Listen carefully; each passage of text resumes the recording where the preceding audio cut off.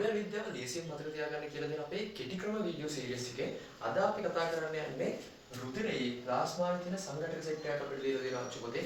ඒ ටික ලේසියෙන් මතක තියාගන්නේ කොහොමද? කෙටි ක්‍රමයක් පාවිච්චි කරලා පොඩි වාක්‍යයක් විතර අපිට මතක තියාගන්න තියෙන්නේ. ඒකෙන් ඔයාලට පුළුවන් MCQ එකකදී මේ ප්ලාස්මාවේ සංඝටක මොනවද කියලා පොඩ්ඩක් ගන්න මතක් කරගන්න. ඒකට කලින් වීඩියෝ එකෙත් මම කිව්වා රුධිරය කියන්නේ හරියට අර ඇපල් කෑලි ටිකක් දාපු සංකික් වීදුරුවක් වගේ. සංකික් බීම වීදුරුවක් වගේ. ඇයි එහෙම කිව්වේ? ওই සංකික් බීම වීදුරුවේ අර පාවෙන ඇපල් කෑලි ටික තමයි අපි කියව රුධිරයේ තියෙන සෛලීය සංඝටක. නැත්නම් රුධිරයේ තියෙන දේහාන. රතු රුධිරාන, සුදු රුධිරාන, පට්ටික. මේවා ගැන අපි කලින් කතා කරා. එතකොට අර ඉතුරු වෙලා තියෙන බීම කොටස මේ අර ඇපල් කෑලි ටික දිය වෙලා තියෙන බීම කොටස තමයි ප්ලාස්මා කියලා කියන්නේ.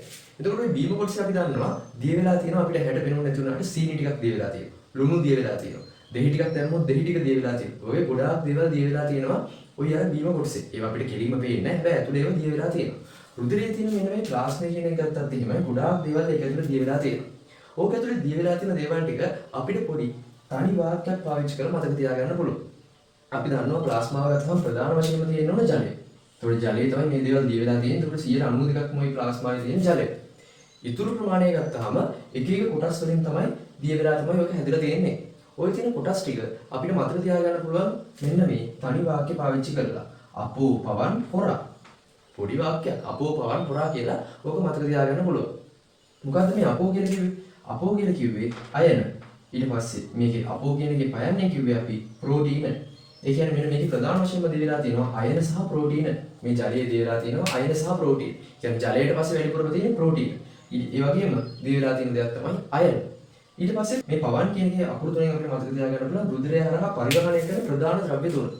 ඒ කියන්නේ අපි දන්නවා රුධිරයෙන් කරන ප්‍රධාන කෘත්‍ය තමයි එක තැනක ඉඳලා තවත් තැනකට දේවල් අරගෙන යන එක. එතකොට අරගෙන යන ප්‍රධාන දේවල් තුනක් තියෙනවා. ඒ තමයි පළවෙනි එක පෝෂක තියෙනවා, ඒ වගේම වායු තියෙනවා, ඒ වගේම නයිට්‍රජනීය අපද්‍රව්‍ය කියලා જાතියක් තියෙනවා. එතකොට පවන් කියන එකේ පයන්නෙන් අපිට මතක තියාගන්න පෝෂක, වයන්නෙන් වායු, නයන්නෙන් නයිට්‍රජනීය අපද්‍රව්‍ය. එතකොට පෝෂක විදිහට අපි දන්නවා පෝෂක වර්ග ගණනාවක් කොයි විදිහට අරගෙන යනවා. දැන් කාබෝහයිඩ්‍රේට් හැදෙන්නේ ග්ලූකෝස්, ප්‍රෝටීන් හැදෙන්නේ ඇමයිනෝ අම්ල වලින්. ඊට පස්සේ ලිපිඩය හැදෙන්නේ මේද අම්ල සහ ග්ලිසරෝල්. ඊට අමතරව තියෙනවා විටමින. ඔය වගේ පෝෂක වර්ග ගොඩාක් තියෙනවා. ඒ සියල්ලම රුධිරයෙන් මේ තියෙන ප්ලාස්මාවේ දිය වෙලා තමයි අරගෙන යන්නේ. එතකොට පෝෂක. ඊට පස්සේ වායු ගත්තොත් එහෙනම් අපි දන්නවා සෛල වලට අවශ්‍ය ඔක්සිජන් වායු, සෛල වල නිපදවන කාබන් ඩයොක්සයිඩ් වායු අරගෙන ඉන්නේ රුධිරේ. ඊට අමතරව මෙන්න මේ නයිට්‍රජන් වායුවත් අරගෙන යනවා රුධිරේ දියලා. ඒකත් හොඳට මතක තියාගන්න. ඒ වගේම නයිට්‍රජනීය අපද්‍රව්‍ය. ඒ කියන්නේ මේ සෛල වල එක එක කෘත්‍යයන් කරද්දී හැදෙනවා අපද්‍රව්‍ය. අපි දන්නවනේ ඕනම වැඩක් කරද්දී හැදෙනවනේ අපද්‍රව්‍ය. අපද්‍රව්‍ය එකතු වෙන ඕනම කර්මාන්තශාලාවක වේවා කොහේ හෝ වැඩක් කරද්දී අපද්‍රව්‍ය එකතු වෙනවා. ඒ වගේ තමයි සෛලයක ක්‍රියාවලිය සිද්ධ වෙද්දී එකතු වෙන අපද්‍රව්‍ය. ඒ අපද්‍රව්‍ය වල නයිට්‍රජන් අඩංගු වන අපද්‍රව්‍ය වලට විශේෂයෙන් කියනවා නයිට්‍රජනීය අපද්‍රව්‍ය කියලා.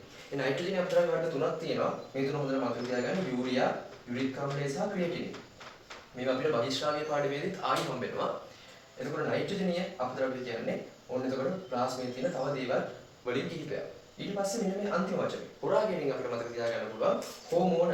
හොරා කියන එක අපිට මතක තියාගන්න පුළුවන් හෝමෝන. එතකොට මෙන්න මේ හෝමෝන. ඊට අමතරව මෙන්න මේ ප්‍රතිදේහ කියන දේවලුත් ප්ලාස්මේ අඩංගු වෙනවා. ඒකවල ප්ලාස්මාවේ අඩංගු වෙන්නේ මොනවද කියලා MCQ එකේ හෙව්වොත් එimhe ටක් ගන්න මතක් කරගන්න පුළුවන්. කොහොමද? අපෝ පවන් හොරා.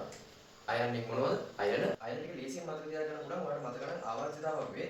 ආවර්තාවකේ සෝඩියම් තියෙනවා. සෝඩියම් මේ පැත්තේ මැග්නීසියම් තියෙනවා. පොටෑසියම් තියෙනවා. පැත්තෙන් කැල්සියම් තියෙනවා. ඔන්න ආවර්තාවකේ තියෙන පිළිවෙලට අයන් එක මතක තියාගත්තා නම් ඔයාලට ධන අයන ටික ලේසියෙන් මතක තියාගන්න පුළුවන්. මොනවද තියෙන දේවල්? Sodium, magnesium, potassium, calcium. ඔය ටික ඔය විදිහටමයි ආවර්තාවකේ තියෙන්නේ. ඔය පිළිවෙලට මතක තියාගත්තා නම් හරි. ඊට අමතරව ඍණායන විදිහට ක්ලෝරින් සහ සල්ෆේට් අයන මතක තියාගන්න. ඊට අමතරව පොටෑසියම් මයිනස් සහ බයිකාබොනේට් අයන දිය වෙලා තියෙනවා. හරිද? ඔයාලා MCQ වල ඇහුවොත් ඔයාලට අග්ගර මතක් කරගන්න මේක ටිකෙත් පාවිච්චි කරන්න පුළුවන්.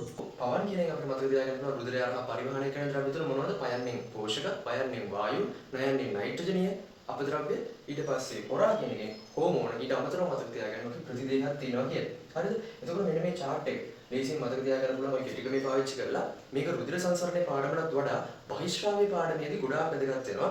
අපි ඉස්සරහ වීඩියෝ එකෙන් කතා කරමු බහිශ්‍රාවීය පාඩමේදී මේ කෙටි ක්‍රමේ ආයි පාරක් කොච්චර ගොඩාක් වැදගත් වෙන්නේ ඇයි කියලා.